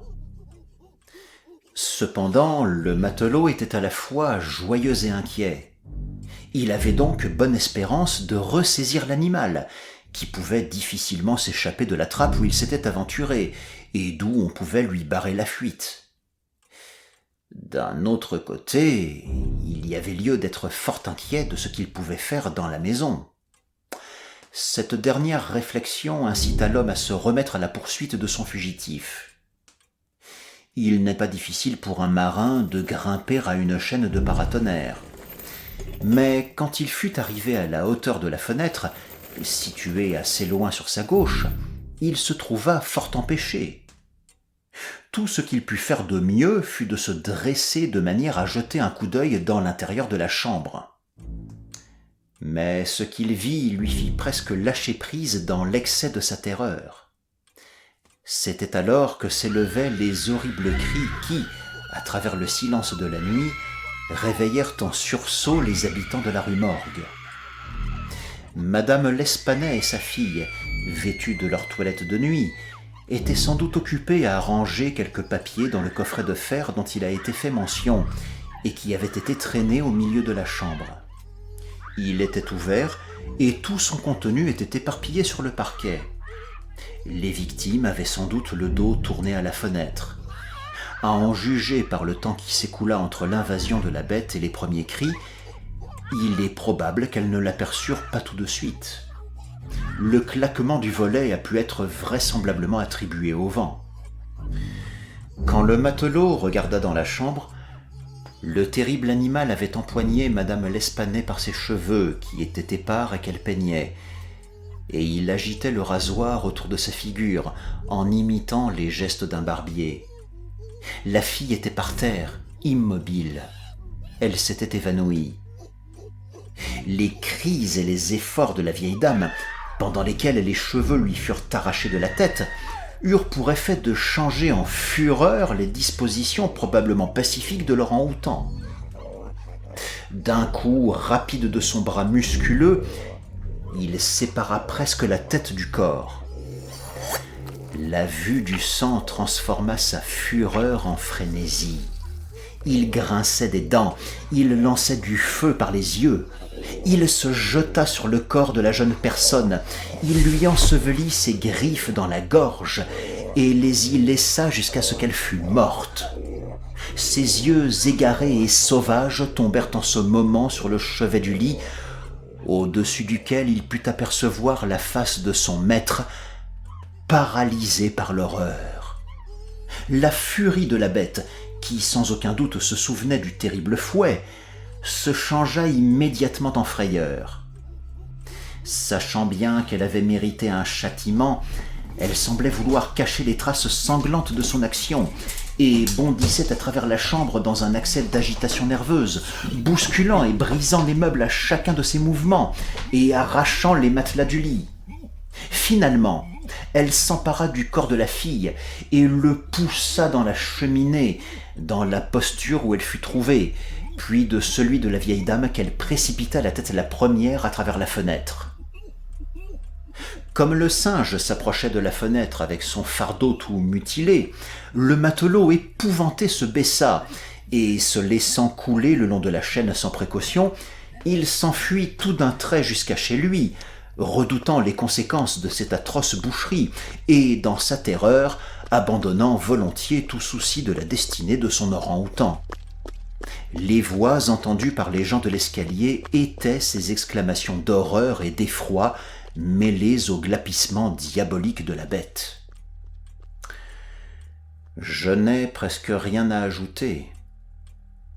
L'orang-outan s'était sans doute échappé de la chambre par la chaîne du paratonnerre juste avant que la porte fût enfoncée. En passant par la fenêtre, il l'avait évidemment refermée. Il fut rattrapé plus tard par le propriétaire lui-même, qui le vendit pour un bon prix au jardin des plantes.